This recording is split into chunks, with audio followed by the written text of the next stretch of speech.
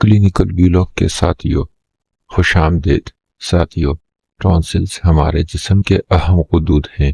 ان کا ابتدائی کام ہے ہمارے جسم کو انفیکشنز اور سوزشی بیماریوں سے بچانا۔ اب سوال یہ ہے کہ ٹونسلز یہ کام کیسے کرتے ہیں؟ تو اس کا جواب یہ ہے کہ ٹونسلز میں خون کے سفید جراثیموں یعنی وائٹ سیلز کی کافی زیادہ تعداد ہوتی ہے جو بیماری پیدا کرنے والے جراثیم کو کھا جاتی ہے۔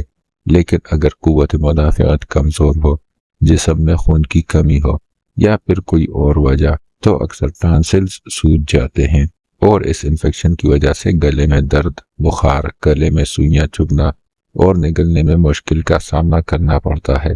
حاد حالتوں کے لیے ہم میں سے بیشتر لوگ بروفن اور کالپول جیسی دواؤں کا سہارا لیتے ہیں، جبکہ بعض اوقات اسٹیرائڈز جیسا کہ ڈیکسامیتاسون اور اینٹی بایوٹکس جیسا کہ ویبرامائسن اور ڈاکسی سائیکلین وغیرہ کا استعمال بھی کیا جاتا ہے۔ یہ بہت اچھی اور بہترین دوائیں ہیں، لیکن ان کا بار بار اور طویل عرصے تک استعمال محفوظ نہیں، کیونکہ یہ جسم میں اینٹی بایوٹک ریزسٹنس پیدا کرنے کا سبب بن سکتی ہیں۔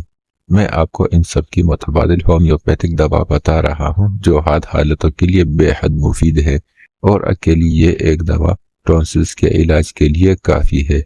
یہ دوا حاملہ عورتوں، دودھ پلانے والی ماؤں، بچوں اور بڑوں سب کے لیے محفوظ بھی ہے۔ اس دوا کا نام ہے ٹونسیفورٹ۔ ٹونسیفورٹ کینٹ ہومیوپیتھک فارمیسی تیار کرتی ہے۔ یہ ان تکالیف میں آپ کو فائدہ دے گی۔